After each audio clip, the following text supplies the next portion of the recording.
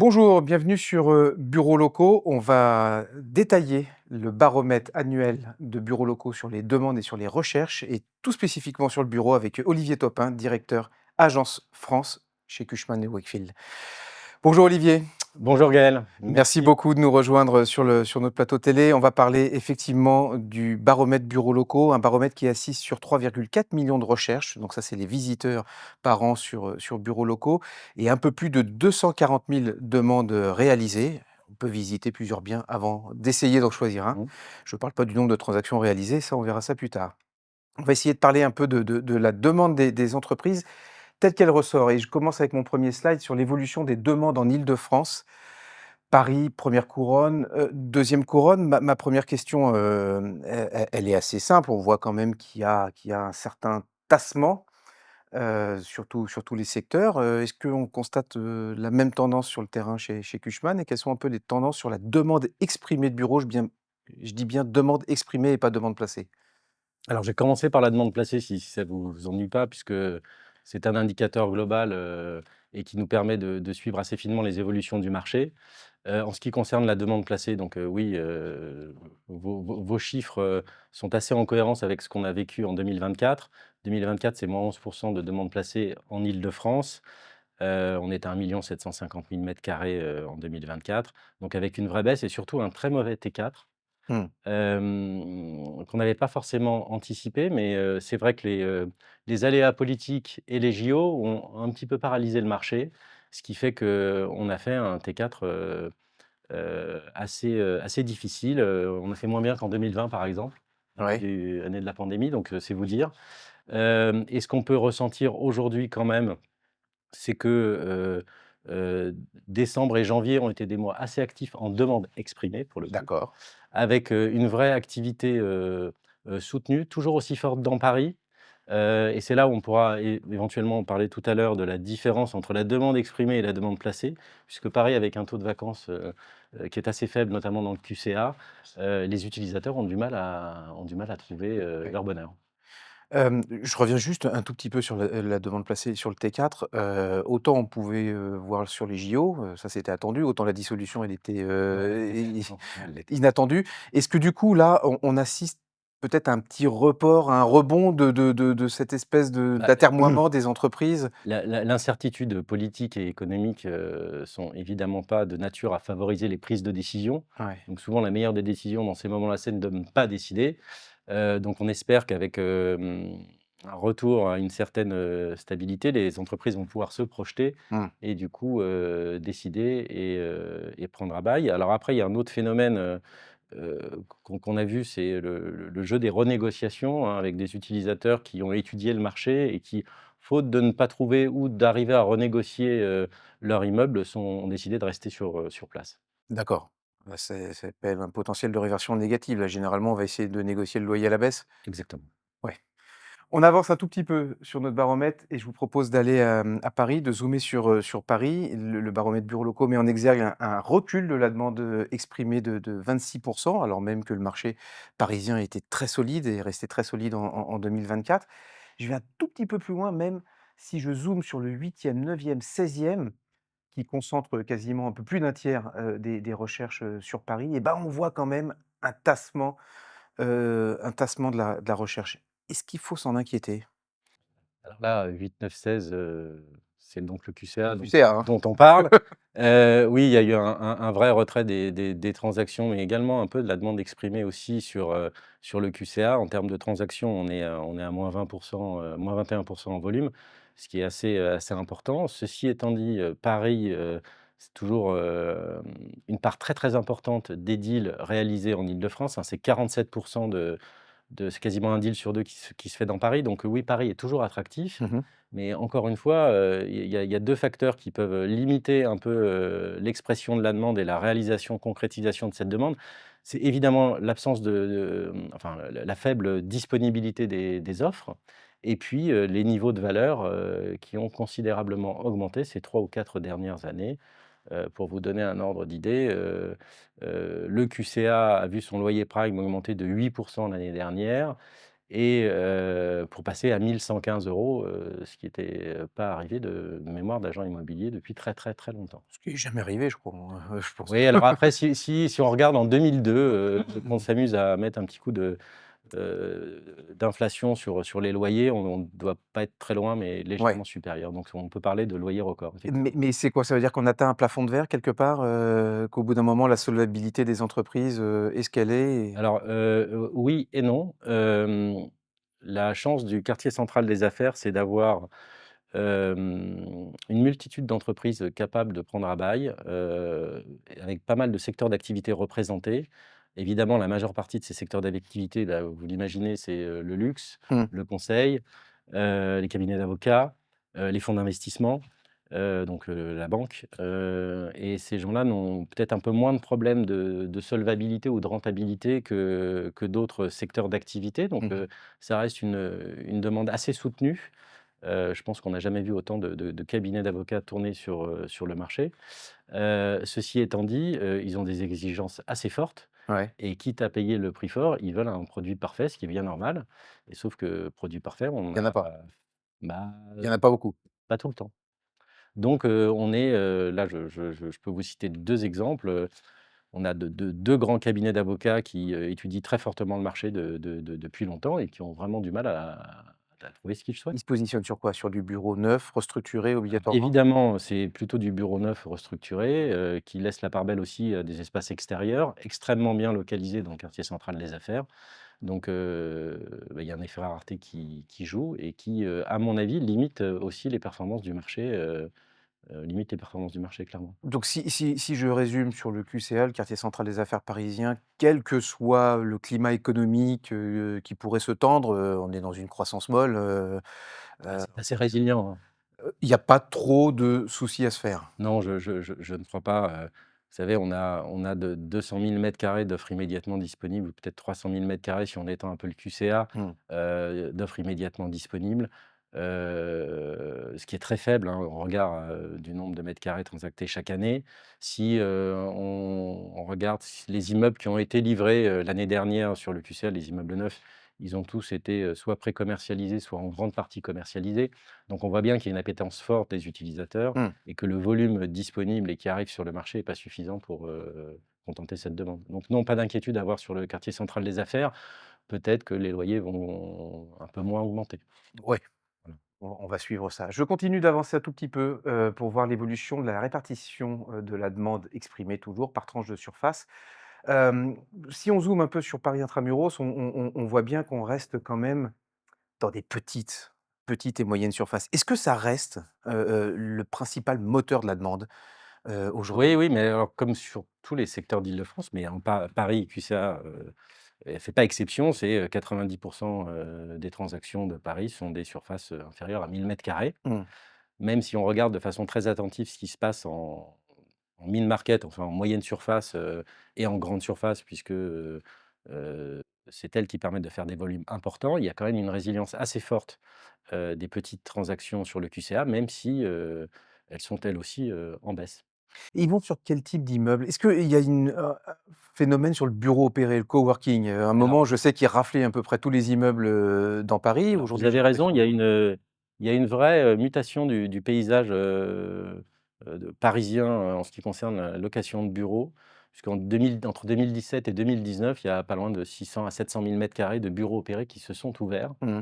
et qui ont donc mis à disposition un nouveau type de service pour les entreprises. Et aujourd'hui, effectivement, il n'est pas rare de voir des entreprises benchmarker ces 2 solutions. D'accord. Une offrant beaucoup de flexibilité et de services, mais un peu plus cher, et les autres, de la stabilité et de la pérennité. Donc oui, oui, aujourd'hui, très clairement, les propriétaires, institutionnels, classiques Mmh. sont, challengés par, les opérateurs de coworking, pour les petites surfaces, clairement.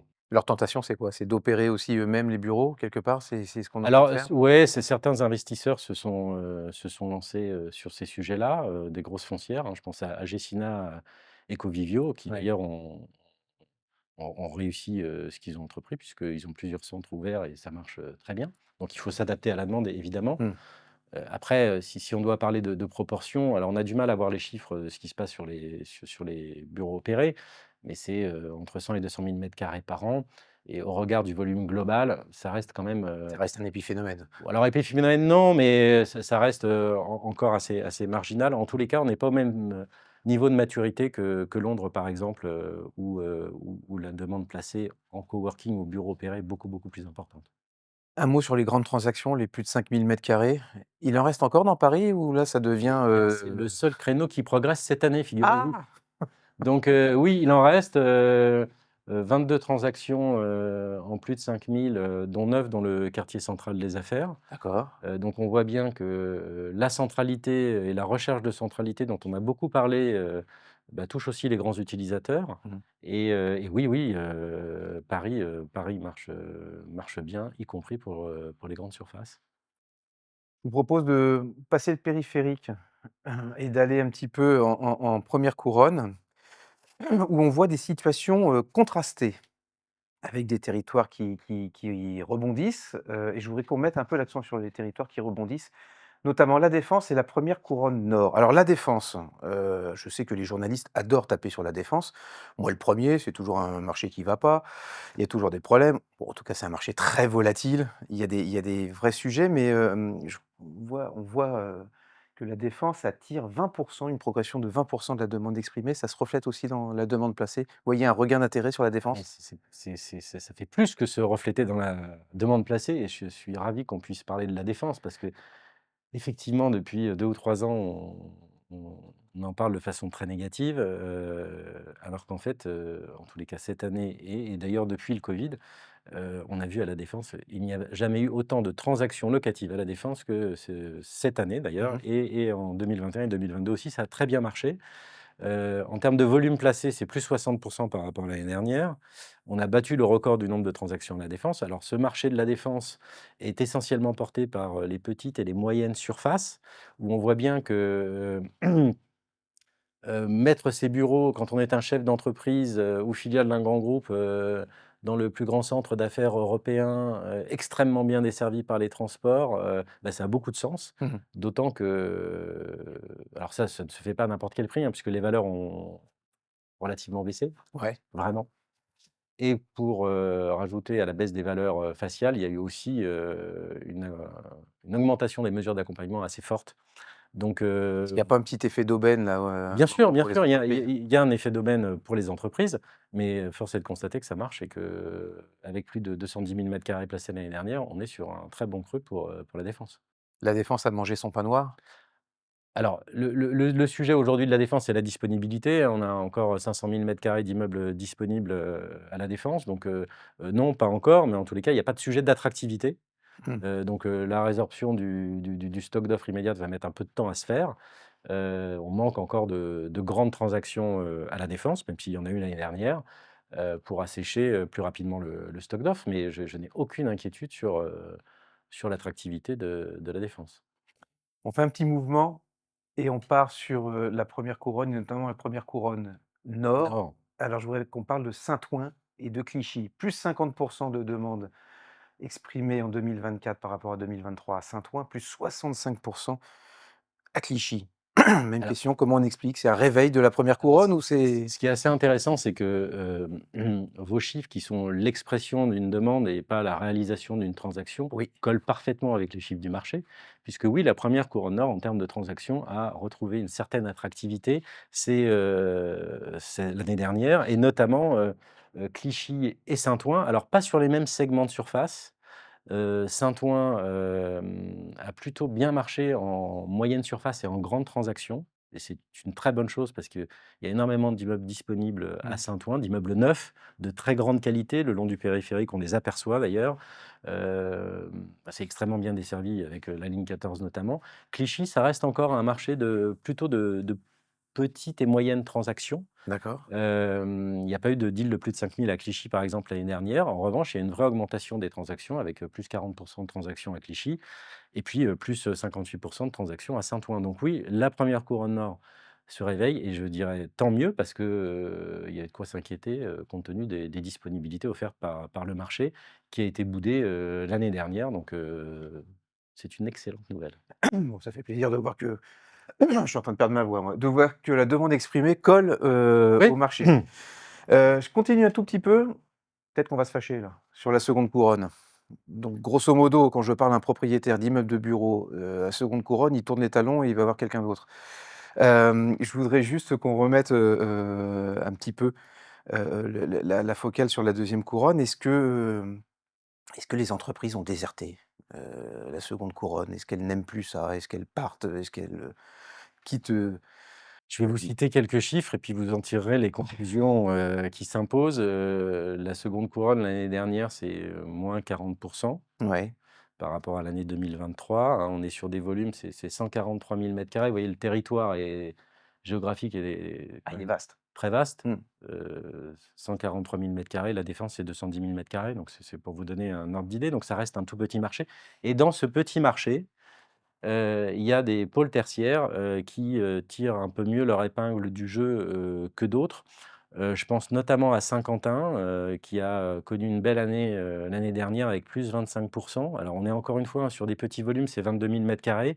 Il n'y a pas eu de deal de plus de 5 000, mais il y a eu une activité en petite et moyenne surface. C'est presque un marché endogène, Saint-Quentin, c'est Oui, mais enfin, je pense que tous ces marchés sont des marchés endogènes. Il y a assez peu de grands mouvements, d'accord. ou de mouvements, qui sont, entre marchés.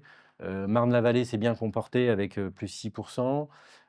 Courtabœuf a très bien marché. Courtabœuf, c'est sur le plateau de Saclay. Mmh. C'est un parc d'activités assez connu dans le sud de l'Île-de-France, mais ça reste des tout petits volumes, hein, puisque c'est 18 000 m² placés à Courtabœuf l'année dernière. Et autre marché qui lui, pour le coup, n'a pas bien marché, c'est Vélizy.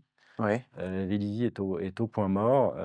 C'est dû à quoi? Problème de transport, d'accessibilité? Voilà, vous avez tout compris. Ouais. Je pense que, aujourd'hui, plus que jamais, les entreprises ont remis au goût du jour l'adage bien connu: «L'emplacement, l'emplacement, l'emplacement», et ça, c'est une réalité. Vous pouvez faire le plus bel immeuble du monde, s'il est mal placé, il va avoir des difficultés à se commercialiser. Mmh. Très clair. Je voudrais qu'on finisse sur les valeurs et là, je vais reviens un peu dans Paris. On a ici le top 5 des loyers moyens de bureaux affichés à Paris sur bureaux locaux. Alors, loyer moyen, hein, on n'est pas dans le prime. Non, non, bien sûr, bien sûr. Loyer affiché, c'est-à-dire que c'est pas tout à fait le loyer économique, et on voit quand même des progressions, assez sensibles. On a l'impression que le prime tire l'ensemble du marché. Alors, le prime tire l'ensemble du marché. Encore une fois, mmh, le loyer répond à la confrontation de l'offre et de la demande. Si vous avez peu d'offres, les loyers augmentent. C'est exactement ce qui se passe ici parce que, heu, le peu d'offres, disponibles fait que, bah, les loyers ont tendance à augmenter, tirés par le prime, c'est certain.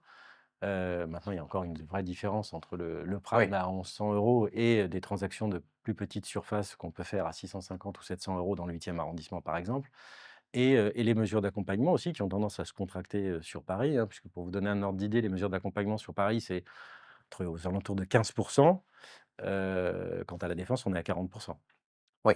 Hein, donc c'est pas tout à fait la même chose, mais voilà, non, non, les loyers se tiennent très, très bien, sur Paris, ont plutôt tendance à augmenter. La bonne nouvelle pour les utilisateurs, c'est que dans les 2 prochaines années, les livraisons d'immeubles de bureaux en Île-de-France concernent pour moitié Paris. Donc on va avoir, de nouvelles offres qui vont arriver en 2025 et en 2026, D'accord. ce qui va mécaniquement offrir plus de possibilités, peut-être un peu de compétition entre les immeubles et donc une tendance, à la hausse beaucoup moins forte des loyers. On va se détendre un peu, sur les loyers. Dernier slide, c'est le top 5 des prix de vente de bureaux affichés, à Paris. Il y a des investisseurs qui achètent du bureau, mais il y a aussi des utilisateurs Tout à fait. et pas que dans le luxe. Non, non, bien sûr, après vous allez, Là, on voit que ça se calme, un tout petit peu, moins alors 4. J'appelle ça de la stabilisation. -10 dans le 10e. Bon, votre lecture sur les valeurs vénales, est-ce non, qu'on mais atteint des plafonds? heu, en fait, la hausse des taux, les difficultés de financement rencontrées par les entreprises n'ont pas favorisé évidemment les transactions. Mmh. Aujourd'hui, les transactions, dans Paris, c'est 90 en dessous de 1 000 m², donc ça reste des petites transactions, hein, sans que ce soit, péjoratif. C'est un peu moins de 200 transactions. D'accord. Les prix dans le QCA, effectivement, se stabilisent autour de 15 000 à 16 000 € du mètre. Alors, il y a toujours quelques exceptions, qui sont plus des valeurs de convenance ou d'opportunité qui font qu'on peut avoir des transactions, à des niveaux de prix supérieurs. Mmh. Après, dès qu'on sort du QCA, effectivement, on tombe à 10 000 € assez rapidement, et pour certains arrondissements de Paris, un peu en dessous même. Heu et c'est vrai que, avant 2022, avant la remontée forte des taux, on assistait à une vraie pénurie d'offres et le marché était très, très liquide, hein. Vous mettiez une offre, à vendre, elle était immédiatement vendue.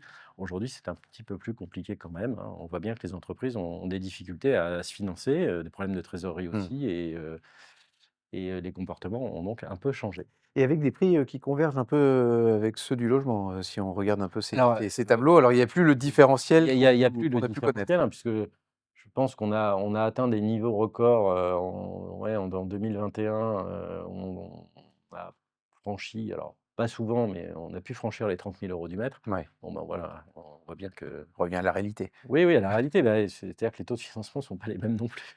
C'est vrai, ils vont pas redevenir comme ils étaient avant. Ouais, oui. Bon, dernière question, elle était pas prévue celle-là, mais Allez-y. c'est quoi le pronostic de la demande placée en Île-de-France, en bureau, pour, 2025?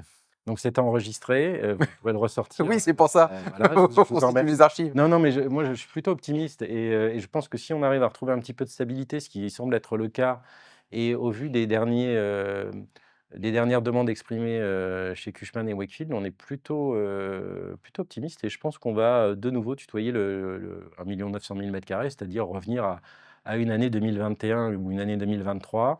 Je suis pas sûr qu'on dépasse les 2 millions de mètres carrés. Mmh. En tous les cas, ma conviction, c'est que 2024 était un point bas en termes de transactions, pour les raisons qu'on a évoquées, au début de l'interview et que, j'espère qu'en 2025, on atteindra un niveau, assez confortable d'1 900 000 m². Rendez-vous l'année prochaine Eh pour bien, vérifier exactement. ça. J'espère On qu'on en se reparlera parlera avant. avant, ouais, volontiers. Merci beaucoup, Merci beaucoup, Olivier Emmanuel. Topin. Merci, Merci merci. Au infiniment. revoir.